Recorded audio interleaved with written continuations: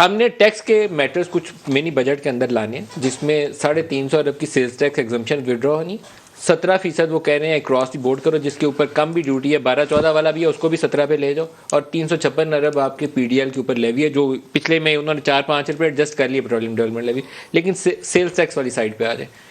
क्या हम और टैक्स इस इकॉनमी से अभी वसूल कर सकते हैं गरीब आदमी से?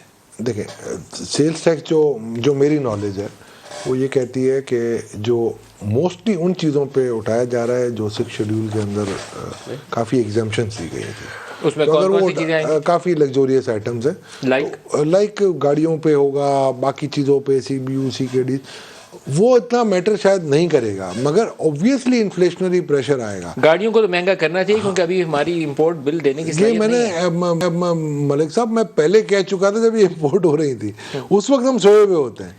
और जैसे मुसद्दिक साहब ने कहा कि 2.61 बिलियन, अब टर्फ की आप अगर मुझे कहना $5 बिलियन की पेमेंट है, मैं कहूँगा बिस्मिल्लाह आप करें। ऑन साहब बड़े जज्बाती अंदाज में कह रहे हैं आपकी एक्सपोर्ट अगर बढ़ानी है ना, तो ऑन साहब 70% आपकी जो है ना वो इंपोर्ट बेस्ड होती है आपकी एक्सपोर्ट, तो वहीं से रॉ मटेरियल लाना है। दूसरी बात मैं आपको बताता हूँ, इस वक्त वॉल्यूम वर्सेस वैल्यू की बात आ रही है, तो वैल्यू की आप देख लीजिएगा, आ जाएंगे आपके सामने कि कितनी वैल्यूज हैं जो आ गई हैं। वॉल्यूम्स कितने बढ़े और वैल्यूज कितनी बढ़ी? क्रूड ऑयल तो सारा वॉल्यूम तो नहीं है सर, नहीं वॉल्यूम तो वैल्यू है सर। नहीं दोनों है ना, दोनों मेजॉरिटी वैल्यू है। देखिए ऑन साहब, मगर फिर इंपोर्ट भी वैल्यू पे आएगा ना। हाँ, लेकिन मेजॉरिटी 5 जो मेन कमोडिटीज मैं जो आपको बताएं सारी की सारी वैल्यू पे है, देखिए वॉल्यूम पे नहीं है। नहीं वैल्यू पे मैं आपको बताता हूँ, that was causing inflation, not to opinion, मगर इसका मतलब ये नहीं है। मैं आपको एक और मिसाल दे देता हूँ, आप छोड़ दें। कॉन्फिडेंशियली एक मैंने इनको मेमो दिया फॉर्मर फाइनेंस मिनिस्टर को कि यार उस वक्त जब तेल 24 मार्च 2020 को जब माइनस में चला गया था, WTI हेजिंग कर लें।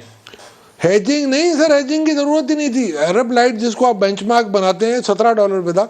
मैंने आप प्रीमियम भी अगर आप करें और सऊदीया को कहेंगे स्टोरेज, तो 1330 मेट्रिक टन की अगर आपके पास है, तो पूरे साल की डिमांड आप $30 पर बैरल डेफर्ड सप्लाई भी ले सकते हैं, इंक्लूडिंग आपके उसके ट्रांसपोर्टेशन के। तो सर लॉन्ग टर्म हेजिंग उस वक्त अलाउ नहीं कर रहे थे वो। कौन किसने मना किया? जब माइनस में सर आपने बात ही नहीं की है सर।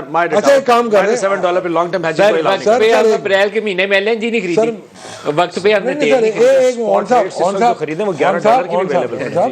फिर आप गए हेजिंग करवाने के लिए $40 पे, ये 20 की माइनस में जब स्टोरेज का उनकी जगह था, माइनस की बात ही 3 महीने से ऊपर की हेजिंग कोई नहीं कर रहा। सर माइनस की बात ही नहीं थी उस वक्त, ये अरब लाइट की बात हो रही है, मैं WTI की बात नहीं कर